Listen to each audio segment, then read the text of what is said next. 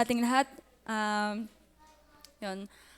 Ako po una po ay nagpapasalamat po sa Panginoon sa kanya pong biyaya sa aking buhay na yun nga po, nakikita niyo sa unahan kung bakit nakakapaglingkod ay dahil po sa kaligtasan niyang ibinigay. Yun po palagi ang pinakapunot dulo po. At yun nga po, testimony nga daw po, sabi ni Ate Eloy, chat po ako kagabi. And bigla po ako po ang napili, ano po. Hindi ko po talaga alam ang aking sasabihin dito, pero bahala na po ang Panginoon. At yun po, sa mga hindi po nakakilala sa akin, ako po si Ate Loreline Clarete. At as of now po ay nag-aaral po sa paaralan ng Pambiblia po, sa Good Shepherd Baptist Theological Institute po. At yun, testimony, bago pa man po ako pumasok ng GSBTI o paaralan ng Pambiblia, ako po ay pumasok din po ng secular, ano po. At yun nga po, nung ako po yung na-save, ako po ay grade 9 nun, or grade 10 po. Ano po, sa Bilogo pa po ako nag-aaral po nun. And yun po, ako po ay mga 13 years old, 14, ay natuturuan na po ng Bible study ni Kuya Hen. Ang Kuya Henry po ang ginamit sa aking, para po ako yung maakay din dito po sa Panginoon. And yun nga po, sabi po ni Sister Glyza po kanina, ang pagiging Kristiyanong estudyante ay isang bagay na napakahirap. Kasi andyan talaga yung labanan, bilang ikay-Kristiyano. At personally po, nung ako po ay nag-aaral pa po ng sekular, ako ay nakaranas na tinatawanan, na parang, oy, ang KJ mo naman. Parang, ba't di ka nasayo? Ganyan-ganyan. So, mahirap manindigan. Mahirap talaga manindigan. Tanda ko po nung ako ay babago pa lang ligtas. Di ba po sabi dito sa atin, stand po dito sa atin, bawal daw pong sumayaw. Nung ako ay babagong save, tinanong po ako ng mga classmate ko, then ng aking pong teacher, bakit hindi kayo nasayaw? Hindi po ako makasagot nun kasi hindi ko po alam sasabihin. Sabi ko, basta po sabi po ng sabi po sa amin, bawal daw pong sumayaw. So hindi ko po alam kung anong aking sasagot mo nun.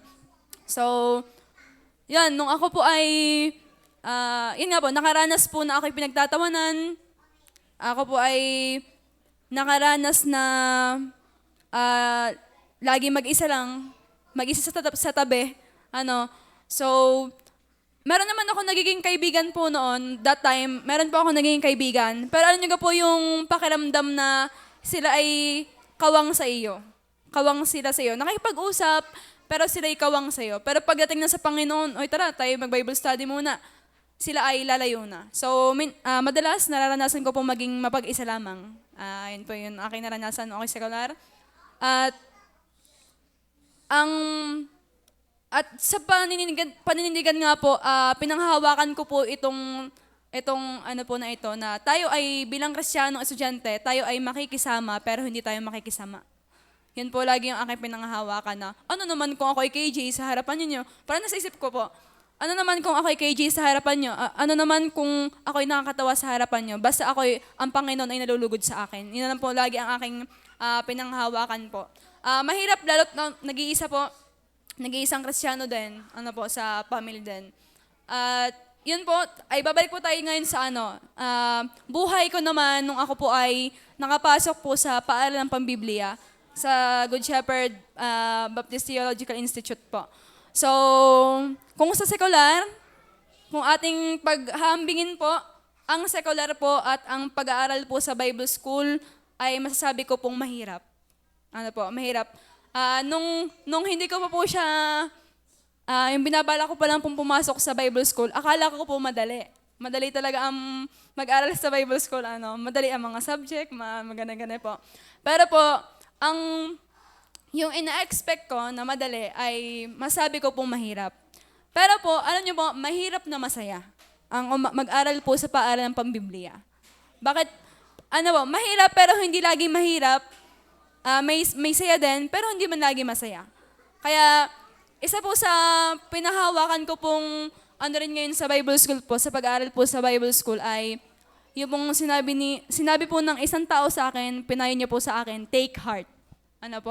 So, yun lagi yung aking take heart. Dahil hindi nga po pala madali ang mag-aaral din sa Bible School. Baga masasabi natin na ang mga naging kaklase mo dyan or nakakasama mo yung save, ay wala ng battle. Ano po, meron po ding battle. Ano po, una po ay ang sarili. Madalas po ay talagang, personally po, kung ako po yun yung tatanungin Sister, kailan mo, naisip mo na rin bang sumuko? Ganyan. Yun, that time, naisip mo na rin bang sumuko? Kailan mo naisip yun? Ang masasabi ko lang po, every time. Sa bawat pagkakataon ng aking buhay po, naisipan ko rin pong sumuko. Sa pag-aaral sa ganyan-ganyan po, sa Bible school. Dahil nga po, ang hirap, ang battle ay ang sarili, maging sa kasama. Minsan po kasi sa ating mga kasama, sila ay, kumbaga, nagiging discouragement din sa atin. Ginagamit ng diablo para tayo ay discourage. Minsan ng kasama. Kaya talagang hindi po sa kasama talaga titingin. Kasi kapag sa kasama ka titingin at hindi sa Panginoon, ay ile-let go mo po yan. And then ikaw ay aalis diyan sa ganyang tagpo. Pero salamat po sa Panginoon na biyaya nga po ay nakatapos na rin po ng first year sa Bible School po and loobin po ng Panginoon na makagraduate din po and praying po na pag nakagraduate po sa Bible School ay magamit po lalo sa gawain at yun ka po, sa bawat ating nalalaman, kapag tayo ay may nalalaman na, mga bata, pag tayo ay may nalalaman na ang inyong isip ay alam ko na naman lahat. Ating laging isipin na wala pa po tayong alam. Kahit kaming sabihin nag-aaral sa Bible School, tayo wala pang alam para hindi pa lalo mag-igi po sa pag-aaral. At yun nga po lagi, ang aking inano din, sa bawat lalong pagkaalam, sa lalong pagpapakababa. Yun po yung lagi yung kuding pinanghawakan sa akin, sa lalong pagkaalam, sa lalong pagpapakababa. At salamat, nung ako po yung nag-aaral ng secular, pamula po ngayon sa Bible School ay hindi po pinababayaan ng Panginoon, nakikita ko pa rin po ang kanyang paggawa. At bagaman mahirap din po sa akin, hindi po naging madali ang pagpasok din sa Bible School at dahil po ng aking parents, dahil po, sabi nga, hindi naman lahat makakaunawa sa'yo sa pagsunod sa Panginoon.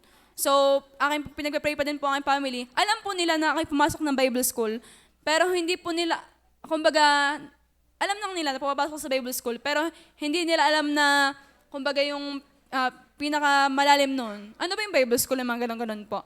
So, lalo po ang aking tatay. Kaya po mahirap sa akin, patuloy pong iniiyak sa panalangin, prepare and fasting po. Then, at yun na, mga aking mapapayang mga, sino man sa inyo na tunay na pribilehiyo makapag-aral po sa paaralan ng Pambiblia. Hindi dahil, ang isip kasi ng iba, kapag ikay magba-Bible school, magwa-worker ka na. Hindi po. Ang Bible school po ay naglalayon na tayo equip bilang isang Kristiyano po, tayo equip sa, kasi po bilang tayo mga Kristiyano estudyante, tayo ay gagamitin din ng Panginoon sa ating mga kaklase po. So, yun po, ang Bible School po. At yun nga po, sa mga, in-encourage ko po kayo na mag-aral din sa Paaralan Pambiblia sa Good Shepherd Baptist Theological Institute po. Kahit po 1 year preparation lang po, para talaga kayo ma-equip din. Kasi hindi ko pa naranasan maging college mismo, secular, kasi nung nag-graduate po ako ng senior high school, diretso na po akong Bible school, hindi ko man naranasan yung sa college, pero ayon sa mga testimony ng iba, mahirap talaga ang labanan ng so, yun po. At yun, sana tayo ay magpatuloy sa kanyang biyaya. At bilang tayo ay nag-aaral, secular man, or sa Bible school, sana po ay wag natin iiwan ng Panginoon. Yun lagi, wag iiwan ng Panginoon at wag mawawala sa kanyang gawain. Sabi nga, wag pagbabanggain yung dalawang mabuting bagay, mga bata. Mabuting maglingkod at mabuting mag-aral. At yun po, at sabihin po ng Panginoon, tayo ay magpatuloy at patuloy na panghawakan ng kanyang mga pangako na hindi mababako kailanman. At yun lang po.